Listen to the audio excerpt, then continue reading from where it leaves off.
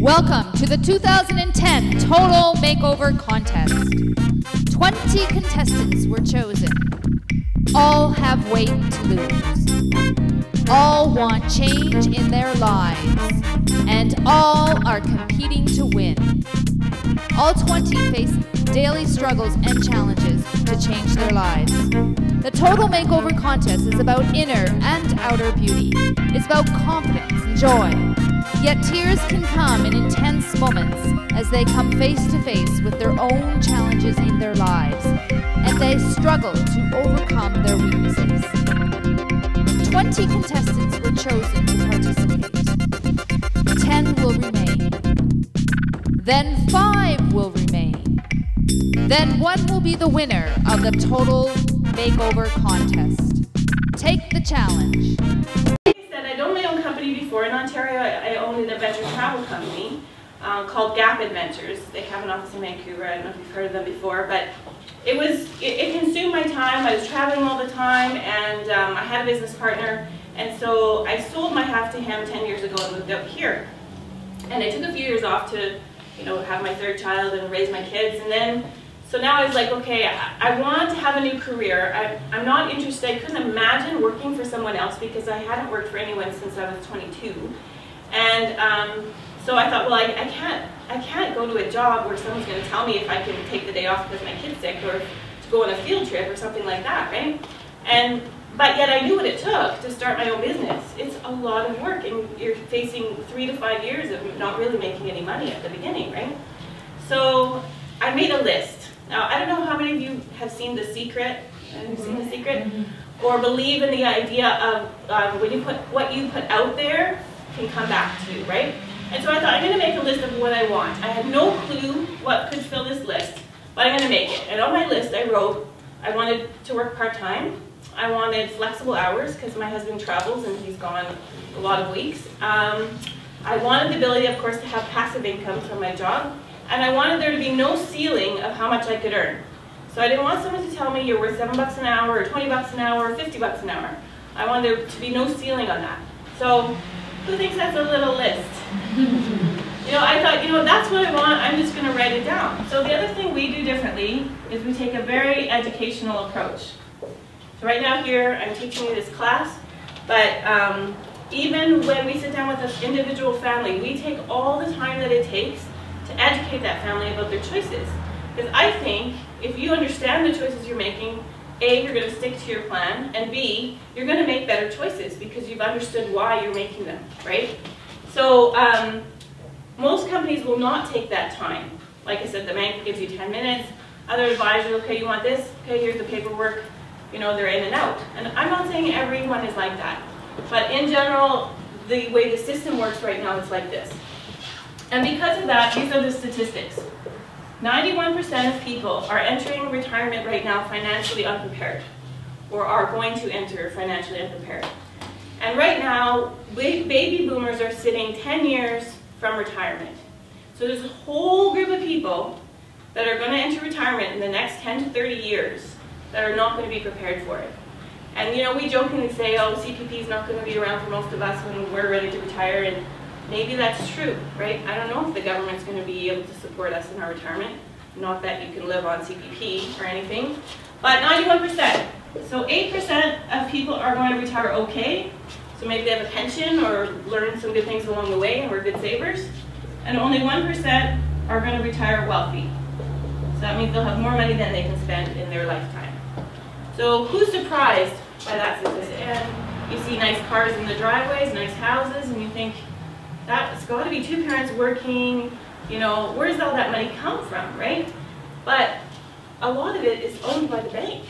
The bank you've got car loans, you've got mortgages, and then people are still not saving. And so what an average family's savings look like right now in Canada is this.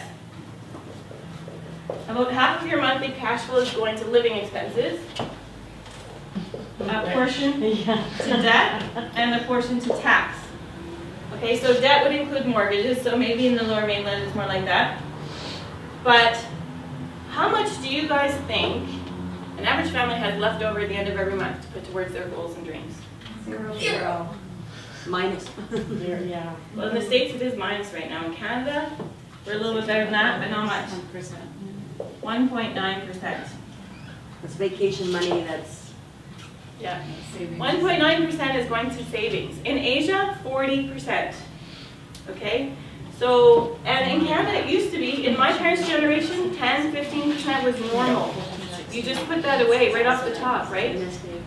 Yeah. And now everyone's like, well, I'm just going to make it paycheck to paycheck, or they start saving a little bit.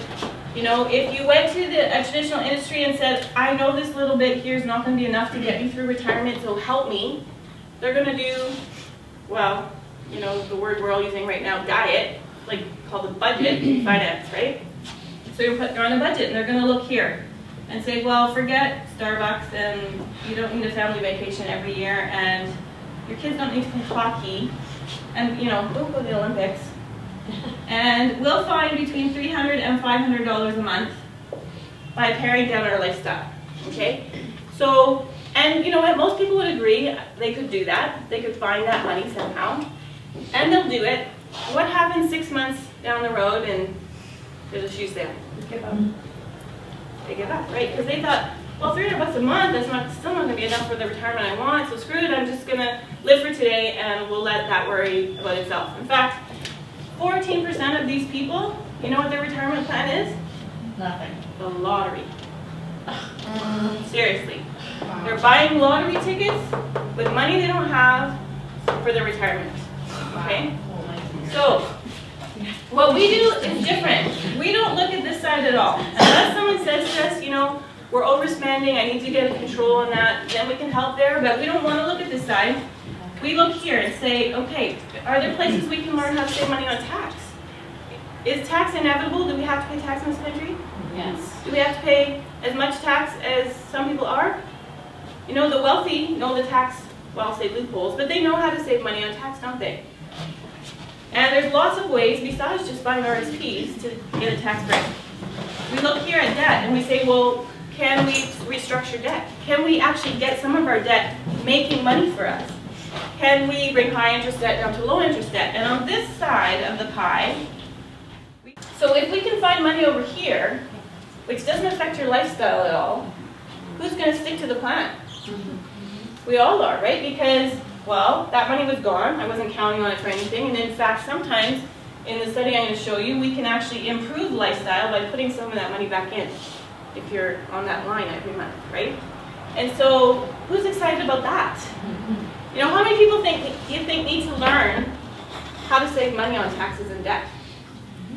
Probably this many people, okay? I have a question though. Yeah. What if the people don't have any debt, but they're still living paycheck to paycheck?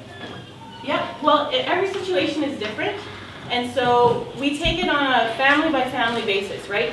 I'm not promising every family we sit down with is in that category, okay? But there's lots of times, there's lots of different strategies, I'm going to go through some of them, that apply to different situations, okay? You know what, and that's the Canadian system. The banks and the government make the rules. They change the rules whenever they feel like it. And do they tell us all the changes or all the rules? No. It's up to us to go, have you ever been on the CRC website? It's crazy, right? So it's up to us to figure out the rules and learn, you know, how to get our money working and what the loopholes are and all of that. But no one's out there teaching it. Yeah, it is very high, isn't it? I was surprised by how high that is. And yet, after a couple of years of sitting down with families, I see why. Because we need that process every year. It's not good for my body to gain and lose 20 pounds a year, first of all. And secondly, this is something that you can overcome, right? That you can learn to deal with. And so my journey has been, in all areas of my life, really about personal development. And I think that's where the rubber hits the road with everything we do, right? I mean, building ourselves as leaders, building ourselves as strong individuals that can go through difficult times and come out the other side stronger for it.